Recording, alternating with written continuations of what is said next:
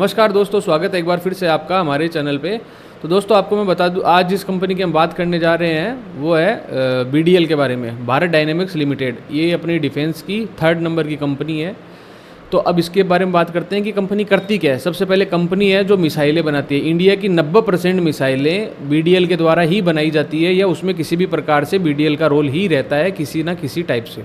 ठीक है, अब ये मेन प्रोडक्ट मिसाइलों का हो गया। उसके अलावा इसके अंदर टॉर्पीडोज होते हैं। टॉर्पीडोज किस काम में लिए जाते हैं? जो समुद्र होता है या फिर अपने जो डिस्ट्रॉयर हो गए उसके अंदर, सबमरीन हो गई, इनके लिए जो एक मिसाइल होती है एक तरीके की, उसको हम टॉर्पीडोज बोलते हैं, वो यूज किए जाते हैं। एंटी सबमरीन वॉरफेयर बनाया जाता है इसके द्वारा।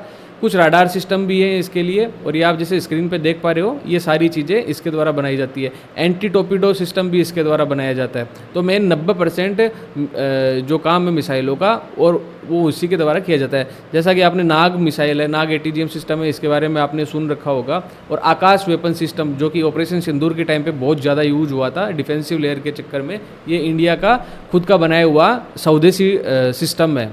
ठीक है, अब अपन बात करें इसके फंडामेंटल्स के बारे में। तो सबसे पहले इसकी मार्केट कैप देख ले, तो मार्केट कैप है 58,762 करोड़ रुपए। अभी करंट प्राइस जहाँ पे मैं वीडियो रिकॉर्ड कर रहा हूँ वहाँ पे 1603 अभी इस पे ये स्टॉक है।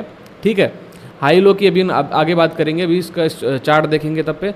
ROC है वो 19.6% की है। ROE यानी रिटर्न ऑफ इक्विटी है वो है 14.4% की। फेस वैल्यू 5 की है ही। ठीक है, अब अपन इसका ये चार्ट देखते हैं। तो दोस्तों इसका देखें, ये अभी है 1 ईयर का। तो यहाँ से इसने 1 ईयर के अंदर जो अभी प्रॉफिट दिया है वो काफ़ी बेहतरीन दिया है। एक तरीके से इतना सफिशिएंट होता है जितने इसने दिया है। ठीक है, 14-15% के अराउंड।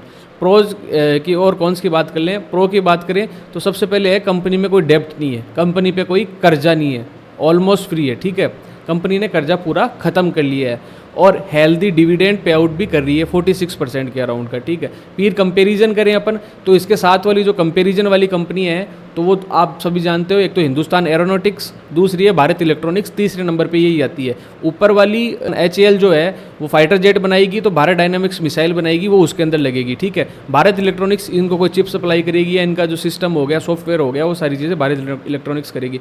तो दोस्तों अभी अपन मुद्दे पे वापस आते हैं अपने कि भारत डायनामिक्स के बारे के अंदर। ठीक है, इसका PE है 104 पे अभी इस टाइम पे, और मार्केट के वो आपको मैंने बता ही दिया है। ठीक है, ROC वगैरह बता दिया। अब इससे क्वार्टरली रिजल्ट की बात करते हैं। तो दोस्तों डिफेंस के अंदर मैं आपको एक चीज़ सिखाता हूँ, हमेशा सिखाता हूँ कि इसका या तो ईयरली कंपैरिजन करो, और क्वार्टरली करते हो तो फिर वही बात हमेशा की तरह जून का कंपैरिजन जून से होगा, इस जून का इस जून से, इस जून का इस जून से। ठीक है, अब आप देखोगे कि सेल्स 30 की 695 करोड़ थी जून 22 में, जून 23 में 298 करोड़, जून 24 में 191 करोड़।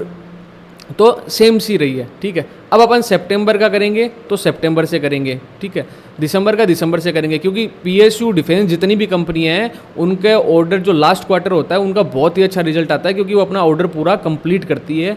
इसी वजह से उनके लास्ट का जो होता है क्वार्टर का रिजल्ट होता है वो बहुत ही अच्छा आता है। तो इसको अपन कंपेयर करेंगे तो लास्ट वाले से कर सकते हैं। अभी जैसे इसका आया था मार्च का 2025 का है, ये 1777 करोड़ है। इसके पिछले वाली मार्च का अपन देखें तो 854। तो इस 854 से इसने बहुत ज़्यादा मतलब डबल कर दिया है अपना लगभग सेल्स थी जो इसने की है। ऑपरेटिंग प्रॉफिट की बात करें तो जून 22 में 42 करोड़ का था, और जून 23 में इसका घट के -33 करोड़ का लॉस हुआ था। और उसके बाद अभी अपन आए मार्च 2025 वाले क्वार्टर की बात करें तो 299 करोड़ था।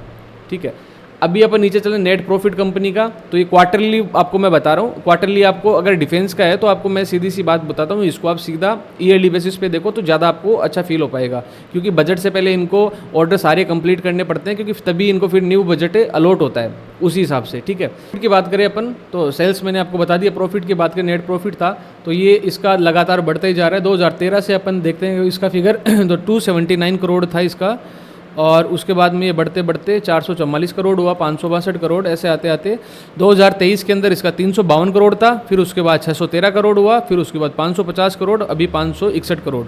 ठीक है, तो ये वाला इसका नेट प्रॉफिट था। अब दोस्तों इसके अंदर और अपन बात करें इंटरेस्ट, तो ये वाला सेगमेंट है अभी इंटरेस्ट का, ये वाली आप देख सकते हो। ठीक है, और डिविडेंड पे आउट है वो अभी एवरेज इसका 46% के अनुसार चल रहा है। ये डिविडेंड वाली लाइन है, मैं एवरेज की बात करके आपको मैंने बताया। अब अपन इसके नीचे आते हैं बैलेंस शीट के बारे में कंपनी की। तो बैलेंस शीट मैं आपको बता दूं, जो इसकी बैलेंस शीट है वो आपको सामने दिखाई दे रही है। इसके अंदर जो इक्विटी कैपिटल है ये वाला कॉलम आप देख सकते हो, इक्विटी कैपिटल की लाइन ये वाली है, ठीक है।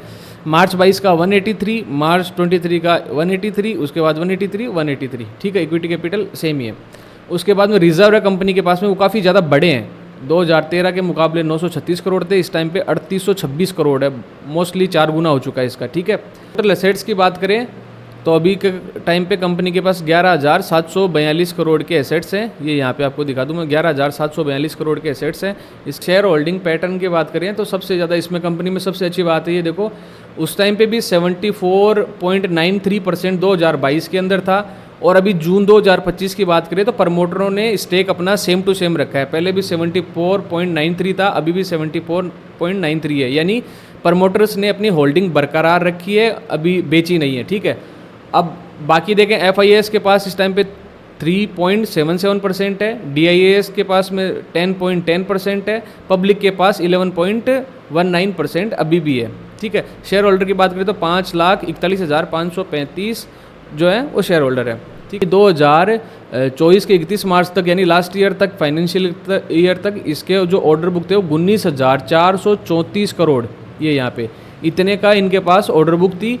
और अभी की अपन बात करें तो अभी order in pipeline next 2-3 year, यानी आने वाले 2-3 साल के ऑर्डर इनके पास ऑलरेडी 20,000 करोड़ के अप्रोक्सीमेट इनके पास अभी भी ऑर्डर है। और ऑर्डर किस किन की चीज़ों के हैं? आकाश मिसाइल सिस्टम जो कि डिफेंस सिस्टम है, उसके लाइट वेट टॉर्पीडो जो समुद्र के अंदर यूज शिप हो गई, सबमरीन हो गई, वो यूज करती है। CMDS फ्लेयर्स होती है एक तरीके की जो एयरक्राफ्ट यूज करता है, जब उनके पीछे कोई मिसाइल आती है या दूसरा फाइटर जेट उन पर हमला करता है तो ये उनको भटकाने के लिए इसका यूज किया जाता है। नाग है, नाग मिसाइल के बारे में आप अच्छे से जानते ही हो, ठीक है। और उसके बाद अस्त्रा मिसाइल हो गई, ये एयर टू एयर मिसाइल है, और ये सारी चीज़ें इसकी ऑर्डर बुक में अभी तक है। तो दोस्तों ऑर्डर बुक में कोई कमी नहीं है, स्टॉक में बिल्कुल ही कमी नहीं है, स्टॉक एकदम परफेक्ट है। तीसरा नंबर का स्टॉक है ये डिफेंस की अपन बात करें तो।